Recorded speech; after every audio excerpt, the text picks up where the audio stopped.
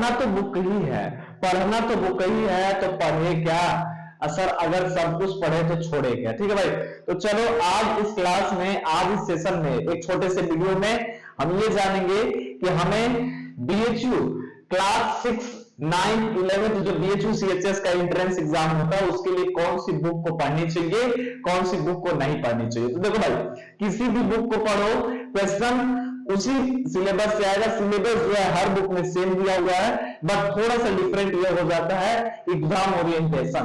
अगर exam orientation के साथ किसी वीडियो पे मतलब किसी बुक को पढ़ना है तो हमें अच्छी बुकों का चूज करना बहुत ज्यादा जरूरी हो जाता है, जिससे सिलेक्शन बार बार मौका नहीं मिलता।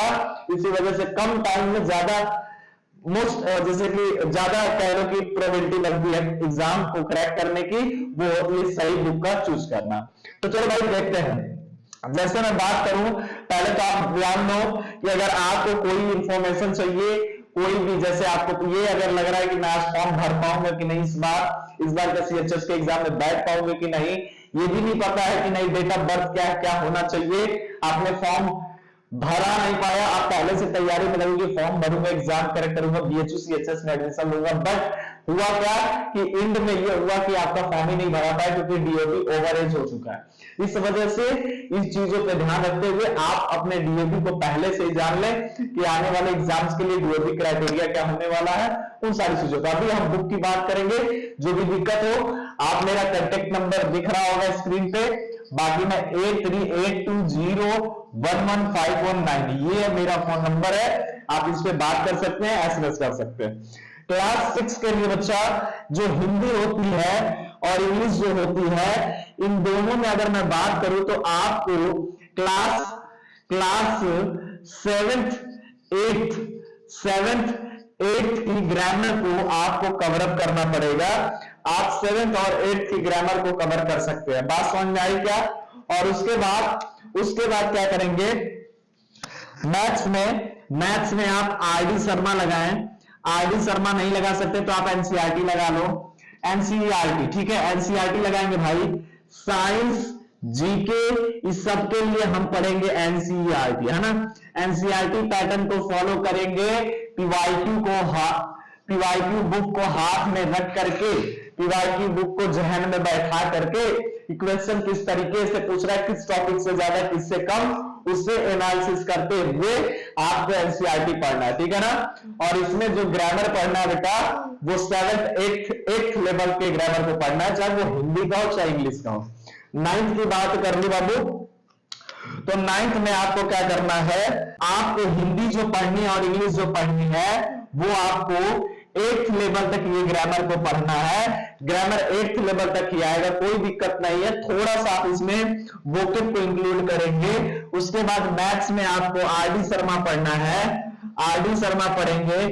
कुछ बच्चे अरिहंत पढ़ना चाह रहे हैं, अरिहंत की जो किताबें वगैरह आती है मैथ्स की थोड़ी बहुत, उससे भी पढ़ सकते हैं, बट बेस्ट होगा बच्चा कि आप आरडी शर्मा पढ़े। आरडी शर्मा मैथ्स में बहुत ज्यादा इंपॉर्टेंट रोल अदा करेगा क्लास 9th के लिए।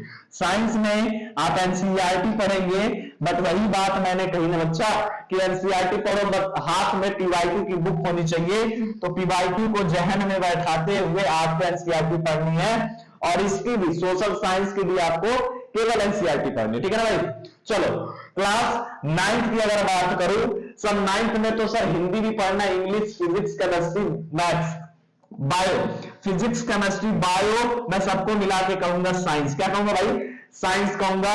तो कौन सी बुक पढ़ोगे? इसमें आपको पता चल गया होगा कि ये 8th लेवल की ग्रामर पढ़ लेनी है, और इधर मैथ्स में आरडी शर्मा लगा लो, ठीक है, क्लास वाइज, ठीक है, पीवाईक्यू को देखते हुए।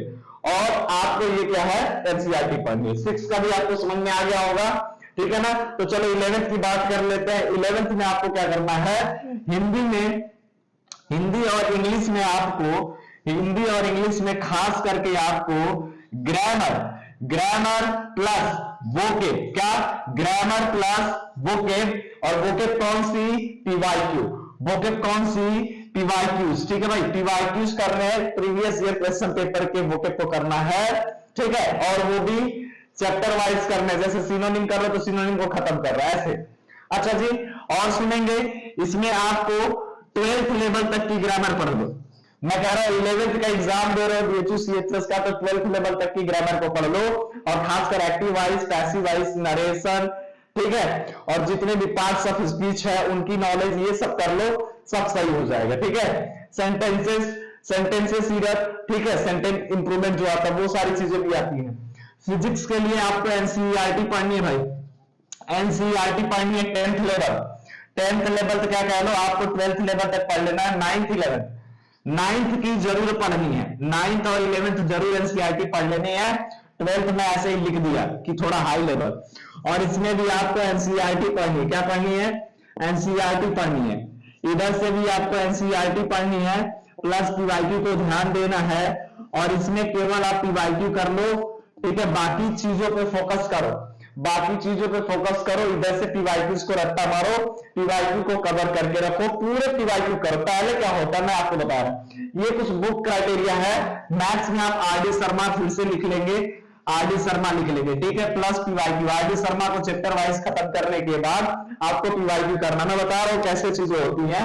जैसे क्या होता है बब्बू कि आपको पहले सिलेबस को कवर करना है, पूरे सिलेबस को कवर कर लिया, उसके बाद आपको पीवाईक्यूज करने हैं। PYQs means previous year question paper.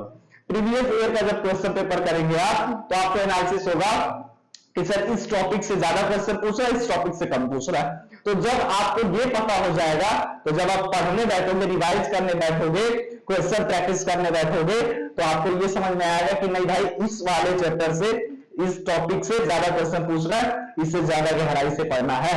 समझ में आया कि नहीं? तो बस ये वीडियो सिर्फ इस बात के लिए मैंने बनाई कि आप बुक के लिए भटके ना, बुक का चूज करना, सही बुक का चूज करना। जैसे एक सही स्टूडेंट को सही टाइम पे सही बुक प्लस सही गाइडेंस ना मिले तो वो पिछड़ जाता है, उसी तरीके से आपको अगर सही बुक नहीं मिल पाई, सही बुक का चूज नहीं कर पाया, सही गाइडेंस सही वे सही डायरेक्शन में नहीं पढ़े, तो एग्जाम कंफर्म आपका नहीं निकल पाएगा। तो आई होप आप सभी लोग अच्छी बुक और जितना मैंने बताया वो टिप्स आप लोग फॉलो करेंगे। जो बच्चे सही बुक का चूज करेंगे, गारंटी है उनका एग्जाम निकल जाएगा। उनके मेहनत और डिटर्मिनेशन, डेडिकेशन के ऊपर डिपेंड करता है कि एग्जाम का रिजल्ट क्या होने वाला है। ठीक है ना? अभी आपके टाइम बहुत पर्याप्त है ना भाई, जम के मेहनत करिए। आई होप आप सभी का एग्जाम क्रैक होगा और आपको अपनी मनचाही कॉलेज जो BHU-CHS है वहां पे आपको एडमिशन मिलेगा, चाहे आप JMD में हो, JMD में लेना चाहते हैं वहां पे आपको मिले। ठीक है, तो इसी होप के साथ, इसी आप सभी की उम्मीद के साथ मैं एक बार फिर से आप सभी का दिल से शुक्रिया करता हूं इस चैनल से जुड़ने के लिए और इस वीडियो को देखने के लिए। कल या फिर अगली नेक्स्ट वीडियो में एक ऐसे ही नए टॉपिक के साथ आऊंगा। तब तक के लिए आप सभी को जय हिंद, जय भारत,